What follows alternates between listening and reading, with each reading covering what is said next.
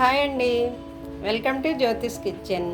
ఈరోజు మన కిచెన్లో వచ్చేసి క్యాప్సికమ్ ఫ్రైడ్ రైస్ అండి. అవునండి, మార్నింగ్ అప్పుడు పిల్లలకి లంచ్ బాక్సులు చేయాలంటే చాలా ఈజీగా చేసుకోవచ్చు and healthy also. Easy preparation. Capsicum fried rice ఏ విధంగా చేయాలో తయారీ విధానం చూద్దామండి ఇప్పుడు. ఇదిగోండి క్యాప్సికమ్ ఫ్రైడ్ రైస్ కోసం నేను తీసుకున్న పదార్థాలు: 2 క్యాప్సికమ్ అండి, మీడియం సైజు క్యాప్సికమ్ 2 తీసుకుని కట్ చేసుకున్నాను. ఇది ఆనియన్ పెద్దదండి, ఒకటే నిలువుగా చీలికలుగా కట్ చేశాను. అవి అయితే జీడిపప్పులు 6 పలుకులు ఉంటాయి. అవి వెల్లుల్లి కట్ చేయాలి చిన్న ముక్కలుగా, నేను దంచి పెట్టుకున్నాను. ఇవి అల్లం తరుగు, అదేమో క్యారెట్, చిన్న క్యారెట్ చిన్న ముక్కలు కట్ చేశాను. అదేమో కొత్తిమీర. ఒక టమాటో తీసుకున్నానండి, ఒక మీడియం సైజు టమాటో ఒకటి తీసుకున్నాను. ఇవి నేను తీసుకున్న పదార్థాలు. క్యాప్సికమ్ ఫ్రైడ్ రైస్కి నేను తీసుకున్న పదార్థాలు ఇవి. అయితే ఇప్పుడు తయారీ విధానం స్టార్ట్ చేద్దామండి. ఇదిగోండి, స్టవ్ ఆన్ చేసి కడాయి పెట్టుకున్నాను. నేను 1.5 స్పూన్ వేసానండి ఆయిల్. ఫస్ట్ నేను జీడిపప్పు ఫ్రై చేసి తీసేసుకుంటాను, ఎందుకంటే అది పైన గార్నిషింగ్ చేసుకుంటే బాగుంటుంది కదా, లుక్ బాగా కనిపిస్తుందని నేను తీసేసి గార్నిష్ చేస్తాను అన్నమాట. జీడిపప్పు మాడిపోకుండా చూసుకోవాలి. ఇదిగోండి, జీడిపప్పులు దోరగా ఏగాయి, నేను తీసేసాను. అయితే ఇందులో నేను కొద్దిగా జీలకర్ర వేస్తానండి.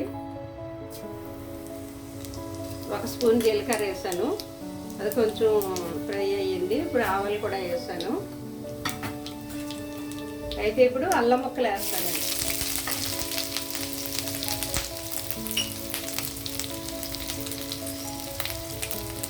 అల్లం ముక్కలు కొంచెం వేగాయి, వెల్లుల్లి కూడా వేసేస్తున్నాను.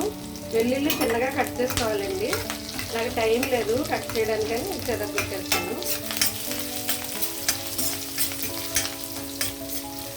ఇవి వేగిపోయాయి కదా, ఇప్పుడు మనం ఆనియన్ యాడ్ చేద్దాం.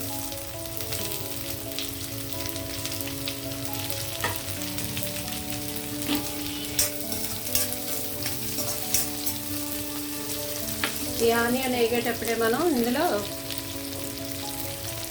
క్యారెట్ వేసేద్దామండి.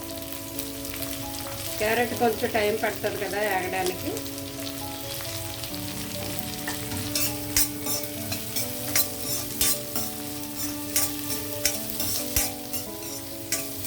ఇవి వేగితే ఉన్నప్పుడే మనం వేసేద్దామండి క్యాప్సికము, పచ్చిమిర్చి. కొంచెం ఆనియన్ బ్రౌన్ అయిన తర్వాత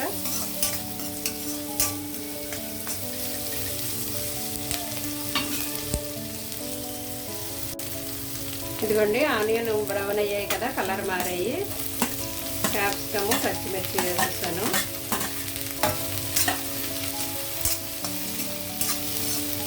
ఇవి వేగేటప్పుడే మనం ఇందులో పసుపు, కొంచెం జీలకర్ర పొడి వేద్దామండి.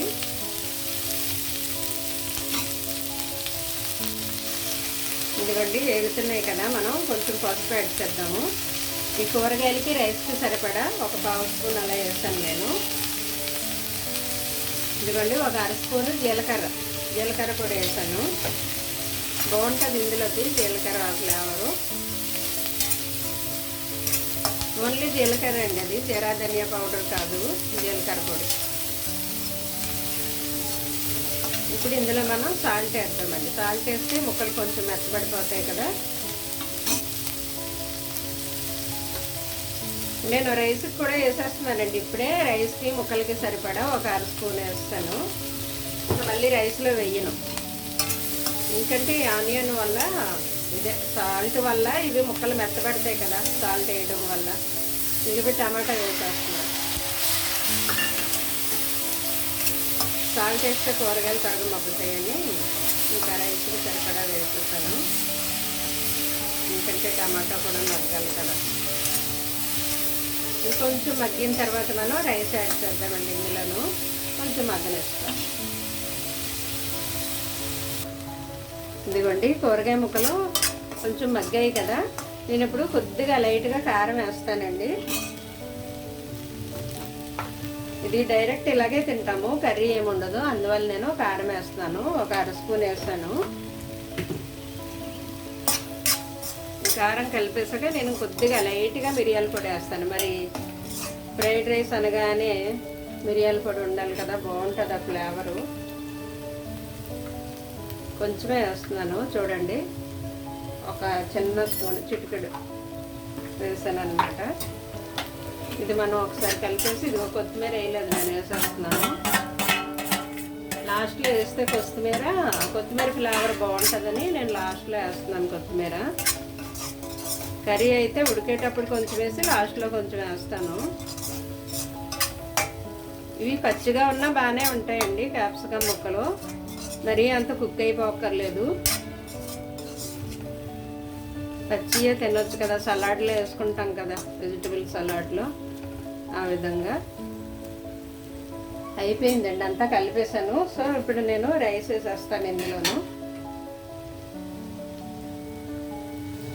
ఇదిగోండి, కూరగాయలన్నీ కుక్ అయిపోయాయి, నేను ఇందులో రైస్ యాడ్ చేస్తున్నాను.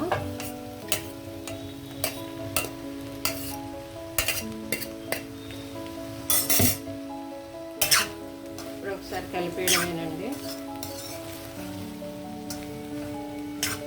బాగా రైస్ అంతా కలిసేలాగా కలిపేయడం. ఇది పలుకు మీద అంటే మామూలుగానే మనం పులిహోరకి వండుకుంటాం కదండి, ఆ విధంగా వండితే చాలు. రైసు కొంచెం చల్లారనిస్తే ముక్క అయిపోదు అనమాట, ఇలా కలిపేటప్పుడు చల్లారనివ్వాలి. ఇది ఇలా వట్టిగానే తినొచ్చండి, దీంట్లో కర్రీ ఏం అక్కర్లేదు, రైతా అక్కర్లేదు. పక్కనే ఎగ్స్ బాయిల్ చేసుకుంటేనండి, ఎగ్ ముక్క కొరుక్కుంటూ ఇది ఒక ముద్ద పెట్టుకుంటూ అలా తినేయచ్చు అనమాట. మనం ఇందులో వెల్లుల్లి వేసాం కదా, ఆ ఫ్లేవరు, అల్లం వేసాం కదా, ఆ ఫ్లేవరు బాగుంటుంది.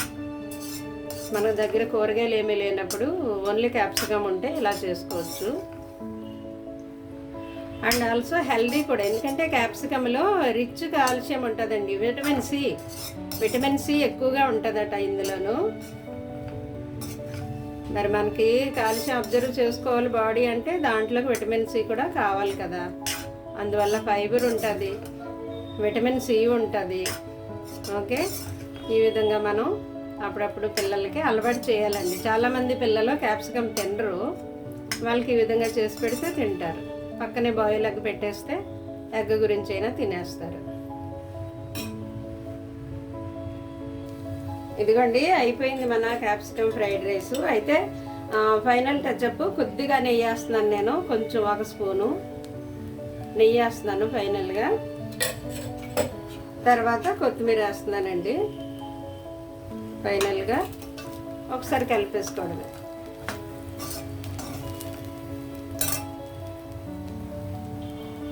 ఇది ఒకసారి ఇలా కలిపేసిన తర్వాత నెయ్యి వేసాం కదండి, అందువల్ల నెయ్యి కొత్తిమీర వేసాం కాబట్టి కలిపేసి ఫైనల్గా పైన ఇదిగో జీడిపప్పుతో మనం గార్నిష్ చేసేస్తే అయిపోయింది. ఎంతో tasty and healthy capsicum fried rice ready అండి. Thank you.